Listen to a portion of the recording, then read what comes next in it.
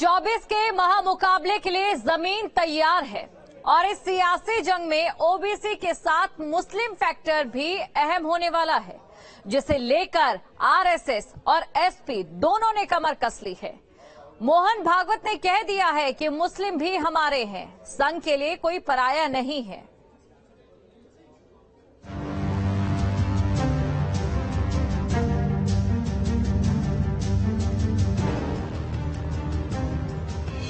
भागवत पर का मुस्लिम राग, भड़क उठी 24 की सियासी आग। 24 के महामुकाबले के लिए जमीन तैयार हो रही है। इस सियासी जंग में ओबीसी के साथ मुस्लिम फैक्टर भी अहम रहने वाला है। दरअसल आरएसएस प्रमुख मोहन भागवत ने सामाजिक समरसता का बड़ा संदेश दिया है। उन्होंने कहा, मुस्लिम भी हमारे हैं, संघ के लिए कोई पराया नहीं। जो हमारा विरोध करते हैं वो भी हमारे हैं। विरोध से हमारा नुकसान न हो, संघ को इसकी चिंता करनी चाहिए। लखनऊ में अवध प्रांत की बैठक में भागवत ने ये सब कहा। इसके अलावा इस बैठक में संगठन की गतिविधियों को बढ़ाने के साथ साथ ग्रामीण इलाकों में लव जिहाद और धर्मांतरण के खिलाफ जन जागरूकता का काम बढ़ाने पर जोर दिया गया। इधर एसपी सांसद शफीकुर रहमान बर्क ने लैंड जिहाद, लव जिहाद और धर्मांतरण जैसे मुद्दों को लेकर बीजेपी और आरएसएस को ही जिम्मेदार ठहरा दिया है। उन्होंने कहा कि हम नफरत का बीज बोएंगे तो हालात अलग होंगे। तो इस किस्म की नफरत हिंदू मुस्लिम और ये सारी नफरत नहीं थी, ये सब देन ये बीजेपी की तो है और इसकी आरएसएस की देन है सिर्फ। जी, तो आज ये जो कुछ भी हो रहा है मुल्क के अंदर, या ये जो दहशतगर्दी फैली हुई है और जुल्म और ज्यादती हो रही है, तो क्या ये जायज है? मतलब ये है कि हमारे साथ, हम इस मुल्क के रहने वाले हैं, हम भी इस मुल्क के मालिक हैं। जब हम उन्हें उनका रुख मोड़ेंगे और उनके अंदर नफरत की भावना पैदा करेंगे, तो इससे तो देश का नुकसान ही होगा।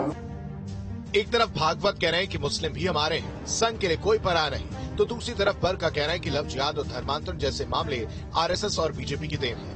ऐसे बयानों का सीधा कनेक्शन 24 के चुनावी समर से है। आरएसएस ओबीसी के साथ मुस्लिमों को साध कर बीजेपी के जमीन तैयार कर रही है। तो वहीं बर्क के बयान से एसपी का मुस्लिम वोट छिड़कने का डर सामने आ रहा है। ऐसे में सवाल है कि भागवत के बयान के मायने क्या है? क्या एसपी को भागवत के बयान से वोट कटने का डर है?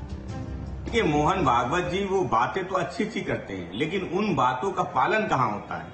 जब मोहन भागवत जी ये कहते हैं कि आप एक धर्म स्थल के नीचे दूसरा धर्म स्थल क्यों ढूंढते हो, कोई नहीं मानता है। माननीय न्यायालय में कितने मामले पेंडिंग पड़े हुए हैं। आज जब मोहन भागवत जी ये कह रहे हैं कि वो किसी के खिलाफ नहीं है, मुस्लिम भी हमारे, तो मोहन भागवत जी को भारतीय जनता पार्टी के सांसद से पूछना चाहिए कि संसद में खड़े होकर जिस तरीके की भाषा एक मुसलमान सांसद के साथ भारतीय जनता पार्टी के सांसद ने की, जो उनका व्यवहार था, क्या वो उचित था?